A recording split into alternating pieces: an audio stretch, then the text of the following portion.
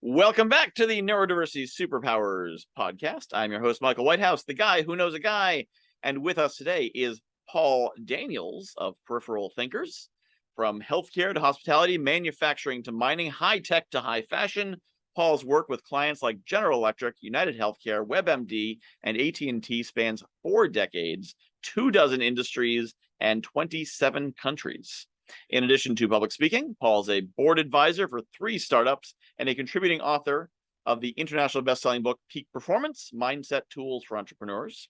He is also the founder of Peripheral Thinkers, a think tank specializing in the use of dyslexia's super skills by neurotypical business leaders. So I am very excited to have you on the show. Welcome, Paul. Michael, thank you so much for the invitation. It's an honor to be here, and I hope this is a great time for your audience.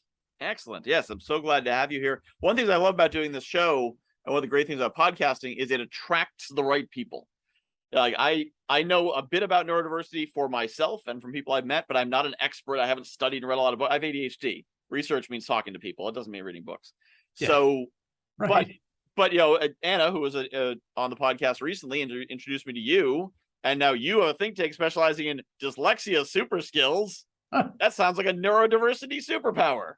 It kind of is. And the folks that are in the think tank, 99% of them are neurotypical. Interesting. So it's been kind of my passion to bring the super skills that are found innately within dyslexics into the mainstream so that neurotypical people have an opportunity to see the world that we see, to understand the opportunities that we see where they just see obstacles, to find the paths that we naturally stumble upon and explore where others just see a problem. So it's a great time. I feel like the smartest person in the world when I'm in the room with them because I'm learning from them and I'm just giving them a couple of cues and they come up with great ideas. And occasionally I get the credit for it. I love that. And, you know, one of my concepts with this show is to celebrate people who are successful, who have some form of neurodiversity, whatever it might be, ADHD, autism, dyslexia, whatever. And to invite people who their success would make someone say, you know, what is it that makes you successful? I want to have what you have. And you say, what I have is dyslexia. And they say, I want to have dyslexia? Okay. Yeah, I guess I wish I had that. So I love the concept that you're taking the dyslexia superpower. So talk a bit more about, like, what are the superpowers that come out of being dyslexic? Well, there are several. So you've taken the punchline that happens during my keynote speeches as we build up, and about 10 minutes in, I say, okay, so here's what you need to do to overcome challenges, to challenge convention, find multiple paths to growth and success, and do it in any marketplace. You must be or become dyslexic. And they often go, what? They lean in a little bit. Okay, so here's why. You know, about 10% of the population is born with dyslexia. Depends on who you're looking at the research. And between 20 and 30% of entrepreneurs and nearly 40% of self-made millionaires are dyslexic. NASA actively recruits people with dyslexia. And some have called dyslexia the MIT disease because there's so many dyslexics go to MIT. Huh. It shouldn't come as much surprise because you look at throughout history, some of the most visionary leaders that really took their profession to new heights and in some cases created brand new industries were dyslexic. Einstein, Henry Ford, Anne Bancroft, JFK, Agatha Christie, Aaron Brockovich, Richard Branson, Muhammad Ali, the list just, it goes on and on. The beauty of it is that we've cracked the code. So we know what the skills are, and I'm happy to share one with you, you know, during our time together. Absolutely. And they are learnable. So there's organizations right now, and I love them and I support them financially and I support them vocally. An organization out of the UK called Made by Dyslexia. Richard Branson's on their board, and Kate Griggs does an outstanding job there. she's worked with Deloitte and Ernst & Young and other organizations to do studies, and they're focusing on helping to identify dyslexia as early as possible. So they work with Microsoft, and Microsoft has an entire program for teachers, free software here, free. Find them, help them, because education is kind of a roadblock for people with dyslexia, myself included. However, in doing that, we uncover these incredible skills that you can point back and say, oh, that's how the Wright brothers came up with that. I understand Thomas Edison. I understand now Da Vinci. I understand Agatha Christie, how she was so detailed in her novels, and all of the richness of her novels is because her brain sees things differently and connects disparate pieces of information together. Okay, so that was a long answer to your very short question, but you got me going, so I'll stop. I like it. So now when I think of dyslexia, I think of it's hard to read because like the letters transpose and it's hard to spell. But it sounds like it is more than just letters moving around on the page for you. There are. It's a learning difference. So it's often it is the brain's challenge with seeing words in groups of letters, and in some cases creating the sound. So it can be auditory and verbal. It can be a visual thing. For me, words move on the page. So I'm picking up a word from 3 sentences or 3 lines below and sticking it into a sentence, all of which makes writing difficult. But I just mentioned a couple of authors that are dyslexic, and they're terrific. You can get through that and you do learn. What happens, though, with dyslexia is that the brain creates different neural pathways. And so science has proven that dyslexics have a broader and more vivid peripheral vision. So we actually see more in the periphery, and what we see in the periphery is clearer than most people, which allows us to see things, visually see things that other people just completely miss until we point it out and they go, oh, I never noticed that before. Yeah, it's the first thing caught my eye. It's one of the reasons that NASA has so many people, because we see patterns where other people don't see patterns. Interesting. And so when I was a kid, right, we connect the dot books. You got those, right? Everyone go from number 1 to 2 to 3 to 4. I'd open it up and I'd say, okay, well, that's a duck in a pond. They go, what? You know, you need to draw the line. I said, no, it's a duck in a pond. Oh, well, what about this one? Oh, yeah, that's a group of stars. There's the moon. There's the sun, and there's a palm tree. So my dad is an artist, and so he would create some that didn't have as many dots. And I'd say, oh, yeah, it's this. You know, that's a race car. Or it also could be a horse galloping over the moon. Really? I mean, I don't know. It is. So that's one of the reasons that NASA has it. But the beauty is that neurodiversity brings new perspectives to organizations and groups, and it also allows people to learn how to see this world that we live in that has got more opportunities and obstacles and more options than you can imagine if you stop looking this way and you look a little bit this way. Interesting. Yeah, and that's one of the themes I've been seeing in the interviews is the idea of taking the adaptive strategies from neurodiversity and then applying them. You know, so with ADHD, for example, memory is one of the challenges, but I know that. So I assume my memory will fail completely and create systems, and then anything I remember, bonus. But if I don't, everything gets written down, everything's on a calendar, everything. There's no, I'll remember that, because I won't. Whereas a neurotypical person's like, oh, my memory's pretty good, I'll remember that. So my effective memory is better than theirs because I built the systems. If they copy my systems, they've got a better effective memory than I do because they can use my ADHD systems.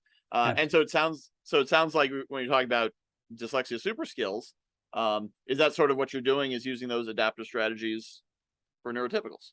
Some of those are adaptive and some of those are truly you're truly born with it. So seeing patterns where others don't, you can learn how to do that, but many dyslexics just naturally have that, regardless of what age they are. Obviously, I was doing the connect the dots during the age where I'm learning to read and stuff, but I hadn't fully formed.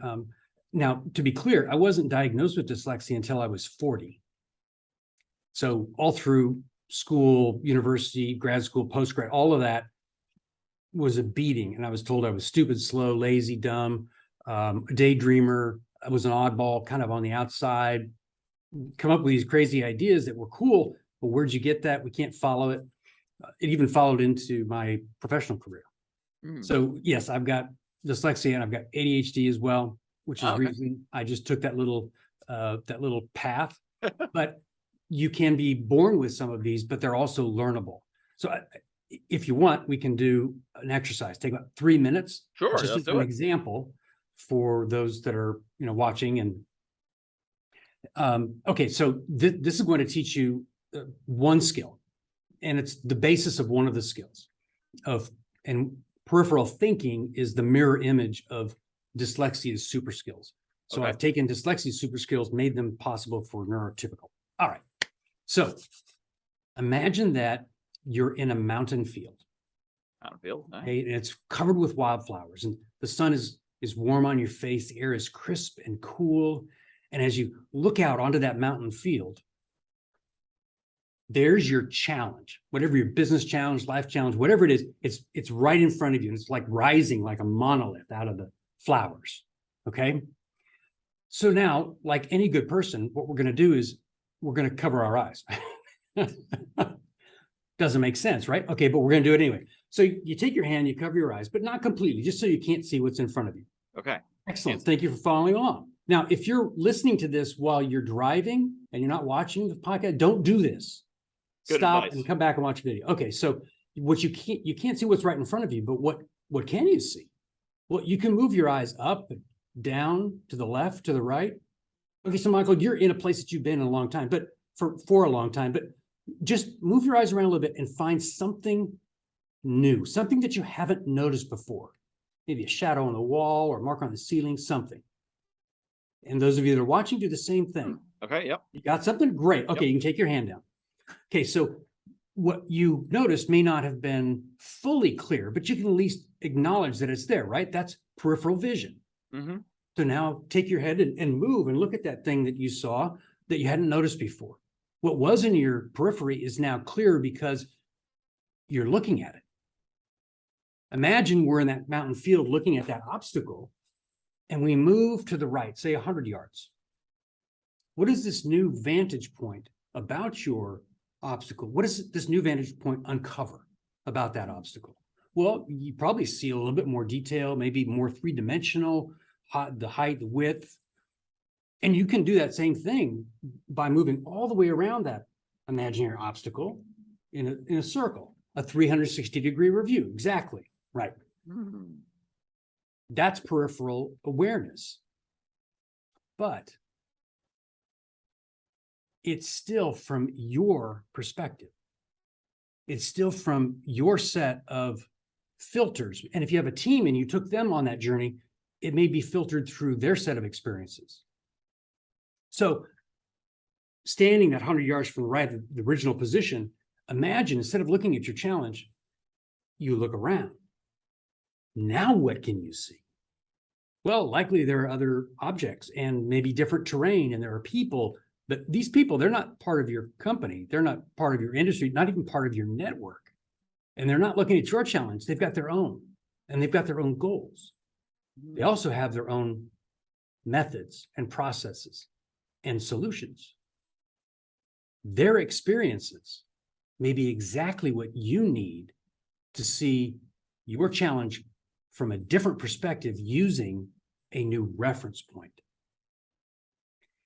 Interpreting skill is taking seemingly unrelated ideas and solutions from the periphery and combining them in unique ways.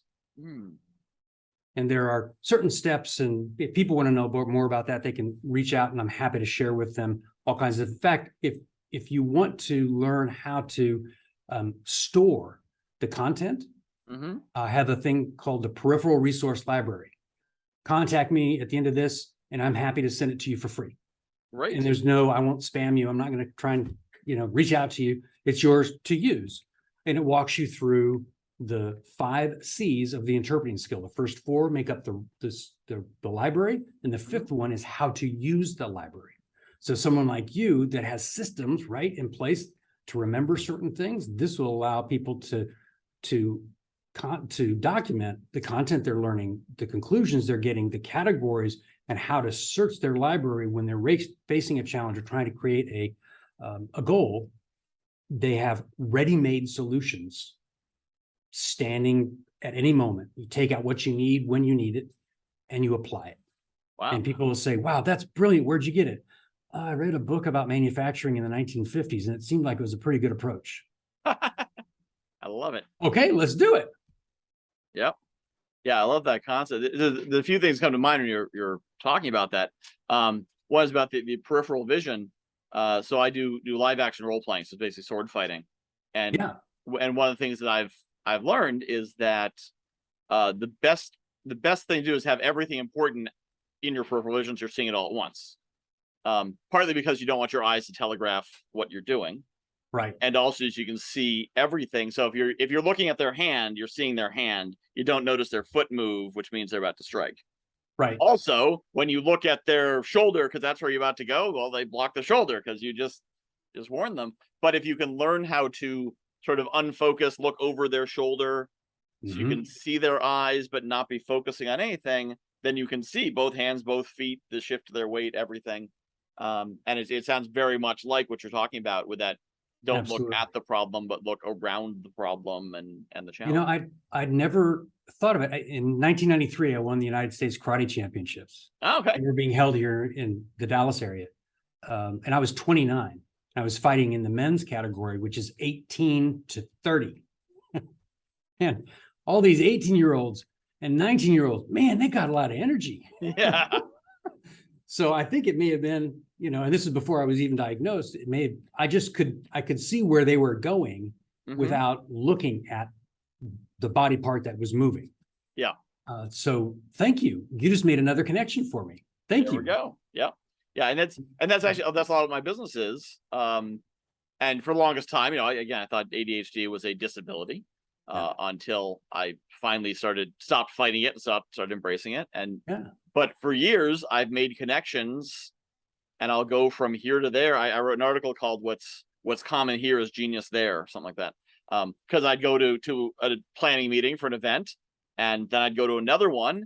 And the second one, they're struggling. I don't know how we're going to do this. We're working on this for years. It always comes up. Oh, what if you just do it this way? Oh, that's brilliant. How'd you learn that? The meeting I was at an hour ago, they've been doing it that way for 5 years. What? Right. Oh, that's amazing. This solves the problem. But I'm not a genius. I mean, well, I think technically I am, but it's not because I'm super smart. It's because I'm just going from one place to the next and carrying knowledge with me as I go. And to your audience and to you, here's the credit to you. You're accepting, right? Because you have touched so many industries and have been in these different environments. You recognize there are commonalities, and then there are also uniquenesses. But those uniquenesses don't belong just to that industry or just to that company. A great idea doesn't have just one application in one company, in one industry, in one city and country. You can break those down to elements that can be applied truly anywhere. When JFK in 1961 said, we're going to put a person on the moon by the end of the decade, right? Yeah. Conventional wisdom said, I'm sorry, what? You get what? What? Well, the peripheral thinking and the dyslexics said, cool, let's get to it. And that's what NASA did. They cast this huge net and said, we'll take all comers. Don't care what you have, bring it in. Because they needed as much as they could get, because they had to literally weave like technology and materials and approaches and process together to do something that had never been done before. So they had this, I don't care if it wasn't invented here, bring it on. Yep. We'll determine what elements of that are valuable to us. And that's what you've been doing.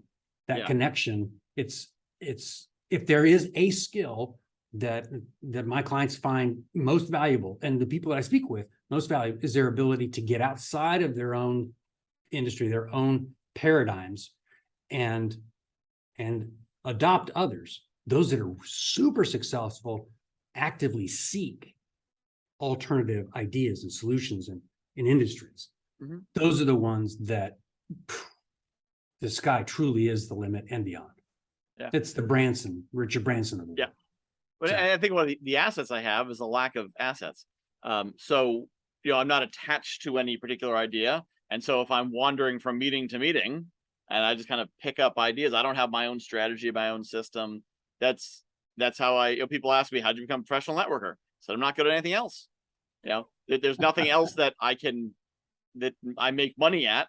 So I make money as a networker because I'm free to do that. But I'm not attached to any system. I'm not held down by that. And so when you don't have anything, then you're much more open to, I better get some knowledge here. I better get some ideas here. I better get some connections here.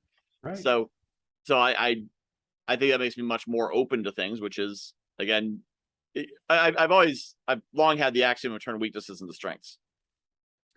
Yes, absolutely. When we onboard people at our company, and when I'm working with clients, I say, you've heard that strengths and weaknesses. Well, there's something in the middle. So the strength is what you're good at. Okay. And we're going to leverage the garbage out of that, and we're going to expand it. Then there are weaknesses, and a weakness is something that you've perhaps tried to improve, but no matter how hard you've worked at it, it's never going to get better. I'm never going to read beyond about an 11th grade level as far as speed and, the speed of comprehension, all that stuff. And I've worked hard at it, but that's okay. Now, there are areas for improvement. That's the area in the middle. It may seem like a weakness now, but as you work on it and it's improving, you want to work on it because it brings something to you. Mm-hmm. So instead of it being binary, one or the other, it's really kind of a continuum. You try and move things that are weaknesses that you want to work on to the area for improvement, and you keep working on those until they become perhaps a strength or not, but they support your strength.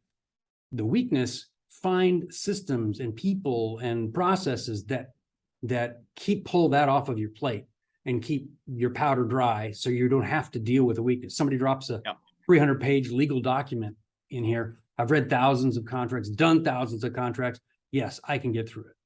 It's going to take me some time, and I will come up with some cool ideas. But if you need this tomorrow, I am not your guy. Yeah. I'm not your guy. And in fact, if you want it, in 2 or 3 days with some good content, again, I'm not your guy. Give me a week and I'll come up with some really cool ideas. Again, it's still not my strength. Yeah. And I think it's also a matter of putting yourself and your team in places where what they have are strengths, not weaknesses. A thought that comes to mind, there's some people who, no matter how much they eat, they never gain weight, and they can eat and eat and eat and eat. Now, if they live in New York, that's pretty cool. They can go 3 dinner parties in a row. They can chow down. It's great. If they live in, Central Africa during a famine, that's a pretty terrible trait. and it does not serve them well at all. It's all about where they are with that trait, and where, I have a kind of compulsive need to meet people and have new experiences, part of ADHD. If I don't meet a lot of people over the course of a week, I'm kind of down. I'm kind of bummed out. But I'm a professional networker, so that's a strength. If my job was doing spreadsheets in a cubicle and processing numbers on I don't even know what non-extroverts do. If my job was that, I'd be miserable. It would be awful, and I'd be terrible at it. But I put it where that trait, which is neither good nor bad, is a strength and not a weakness. Correct. Every trait, exactly. And you've heard the phrase, you play to your strength too far and they become a weakness. Yeah, that's true too. But I'd rather err on that side than try and force people into positions that they're simply not suited for. And my clients, and the people that I meet, and the organizations that I've spoken with are across the gamut, from very technical, introverted, analytical people to high functioning creatives, and they all get it.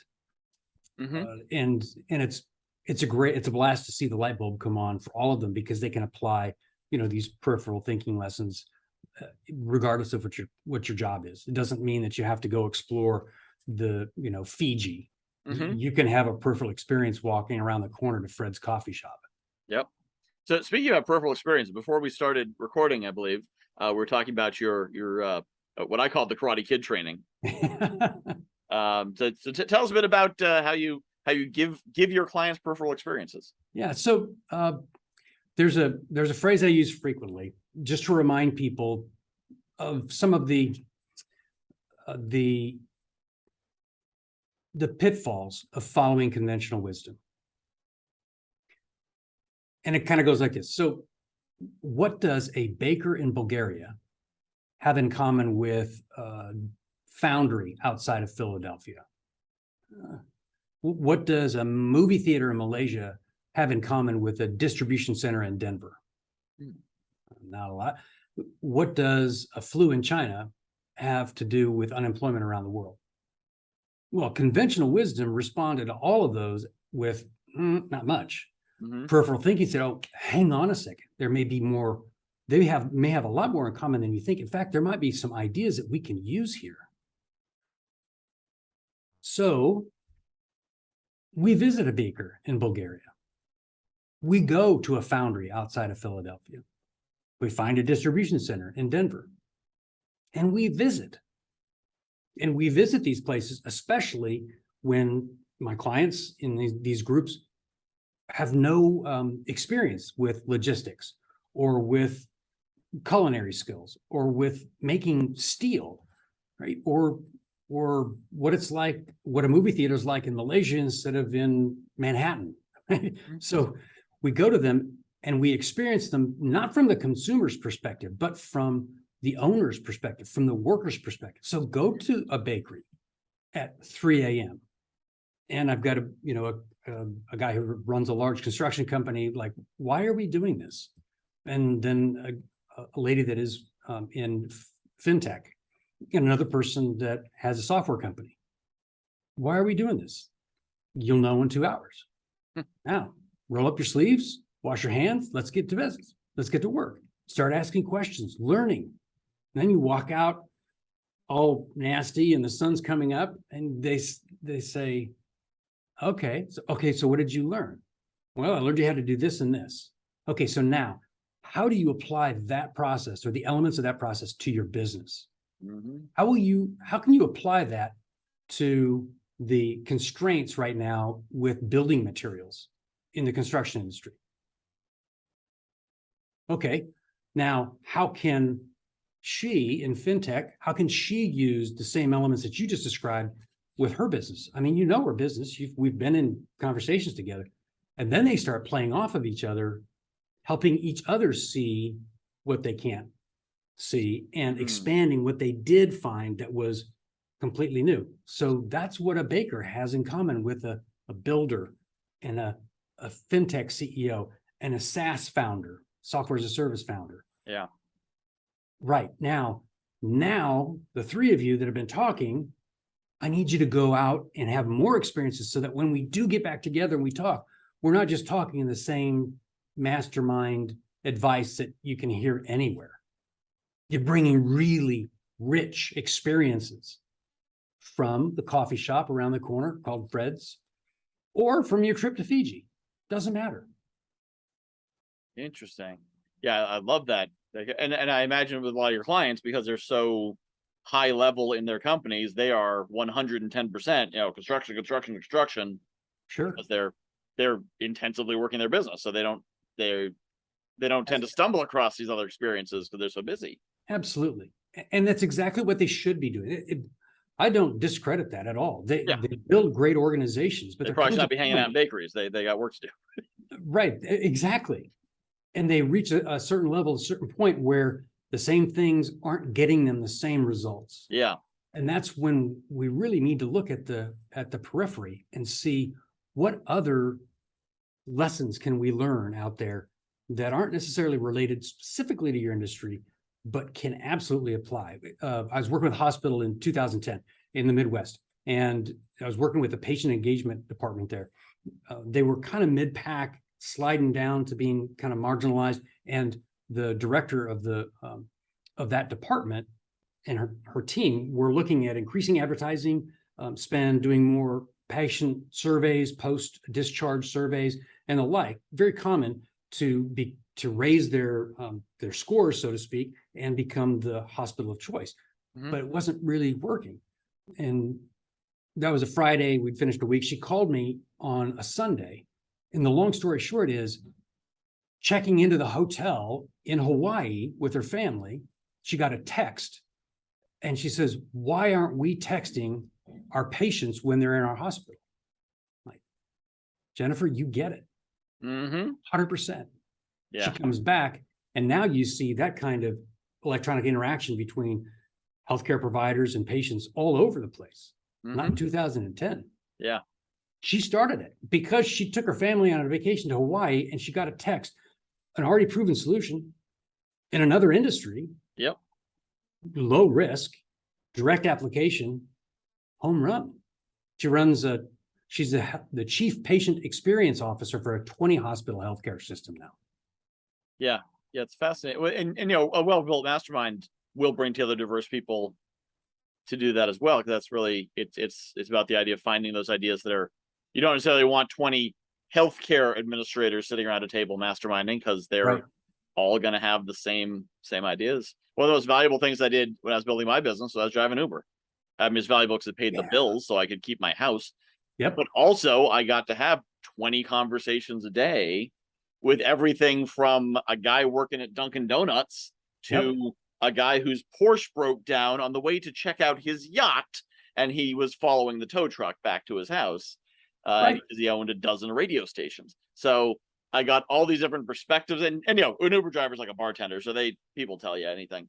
And it was an amazing experience to hear all these different slices of life and what they're experiencing. And then watching the news, and I'm like, oh, they talk about labor shortage. I understand it because I've been talking to the workers, and I understand what it's like to be an executive. I understand what it's like to be a worker because I'm meeting all these people. So it's so, again, I was blessed with my business had taken off right away. I wouldn't have had the opportunity to have those experiences.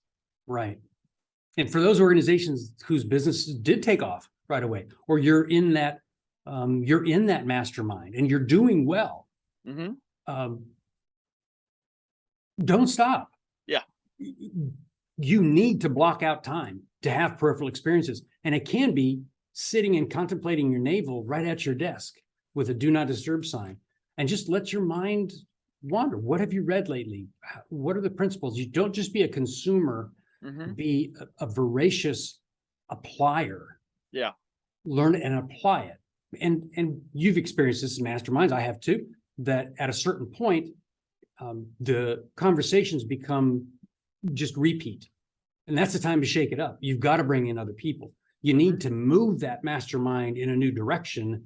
Obviously, I don't have any problem doing that, because as soon as I hear the same answer 3 times, it's like, all right, field trip. Time for another field trip. Yep. Because we need to enrich ourselves, because it's right there. And the field trip truly could be right to the parking lot, and I could point at a tire and say, give me 10 lessons and 10 elements that make that tire successful. Now, how do you break that down and apply it to your business? Oh, I love that. Yeah. Right. Yeah. Well, another great place that I found is podcasting. That's why I have 4 podcasts. Yeah. 4 interview podcasts. And actually the 5th one's sort of a meditation, because it's a solo, fast-paced, short-form podcast sharing ideas. And it's really doing that because, I'm super extroverted and ADHD. So I'm not going to sit and contemplate my navel necessarily, but I will hit record and just talk about stuff with some music going. And if you don't want to run podcast, listen to podcasts the same way. You get to hear, it's like walking around a party, listening to conversations that are happening among random people, if you listen to the right shows. Exactly.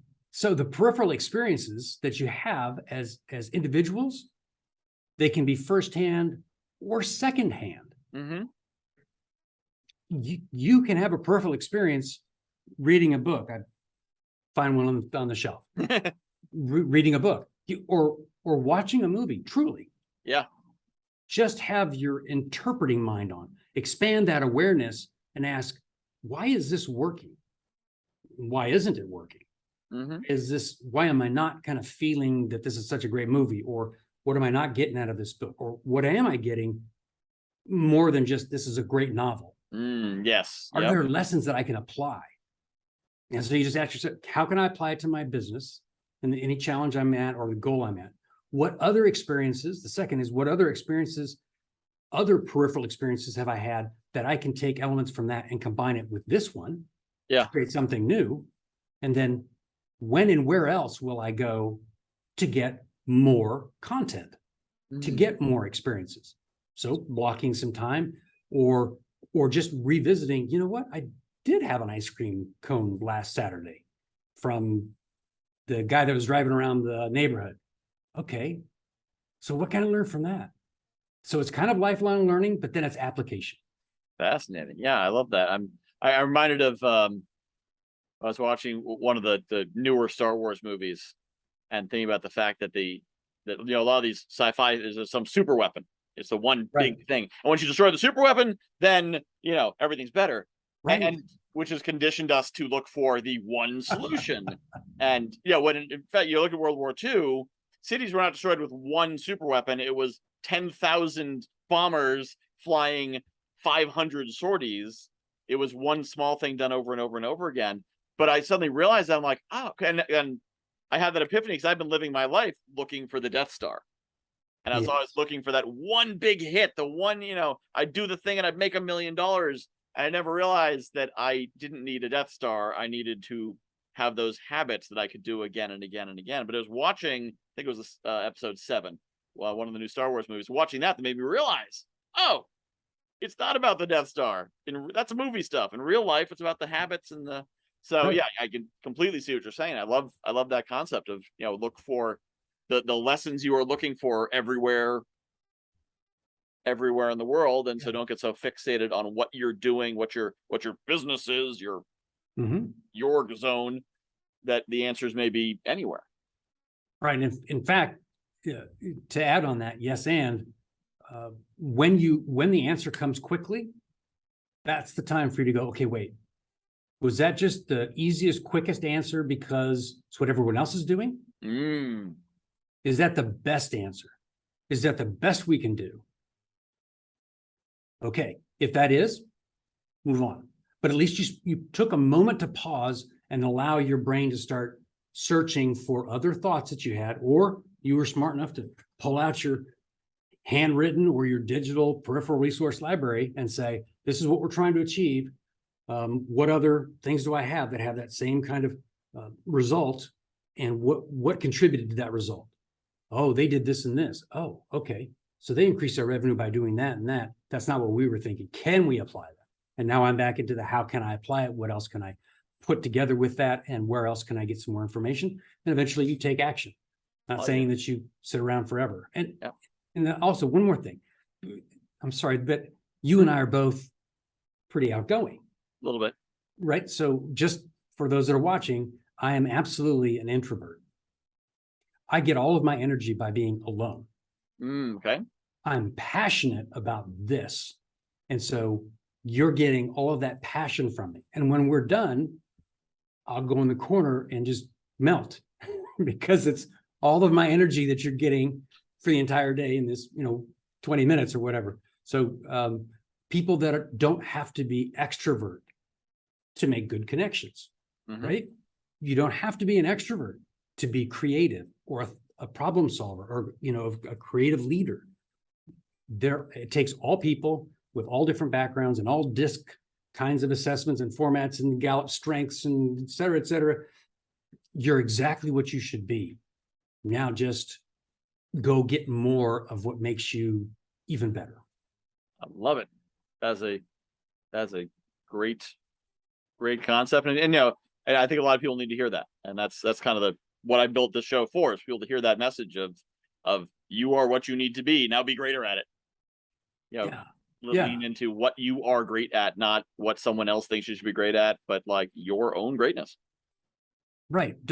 Don't be me. I've got terrible fashion sense. You can see. So don't try to be like me. I'm just doing me. You do you, but know that when you face a challenge, whether you're okay. So for those that are watching this because they are neurodiverse, you're exactly the way you're supposed to be. And yes, traditional life, education, whatever work environment, it can be hard, but you have things that no one else does. You are that small percentage, and your organization, your community, your neighbor, whatever, they need you. And I've got proof. The World Economic Forum did a study, and it's called the Future of Jobs Report. They studied, and it took years, they studied every industry around the world, and every skill in each company that is in that industry. So all the skills for a company to be successful in that industry in the year 2025 and beyond. The 9 top skills that are in the highest demand are cognitive skills, which means they can be learned. And today's workforce has the fewest number of people with the skills to fill the demand. 8 of those 9 skills are found innately within dyslexics. Wow. But if dyslexics only make up 10% of the population, we got to get going. There's a lot to learn, and people that don't have those super skills that need them. Because if you're dyslexic, if you're neurodiverse, you have skills that are absolutely needed, and it's proven. Ernst & Young did the study from the World Economic Forum. They're the ones that found 8 of the 9 match with dyslexia super skills. Wow. So it's all of that stuff is proven, whether you're dyslexic or a different, neurodiverse, dysgraphia, dyspraxia, whatever dys you've got. It's a strength. Yeah. And we need you. There's plenty of effort that's going on to help the young people that are just now learning that they're neurodiverse. There's lots of energy going into that. There's virtually no energy going into the top-down approach, teaching our leaders, hey, this is what a neurodiverse environment looks like. There's a group in the UK called Dyslexia Box. Wow, they do some incredible stuff with helping companies embrace dyslexics and teaching other people in the organization how to see the way that dyslexics see, how to solve problems the way that dyslexics. So I'm working with them and I'm having a blast. So that was a little shameless plug, but I wanted to encourage people that are watching, whether you're dyslexic or not, whether you're neurodiverse, neurotypical, everybody's welcome and everybody's needed.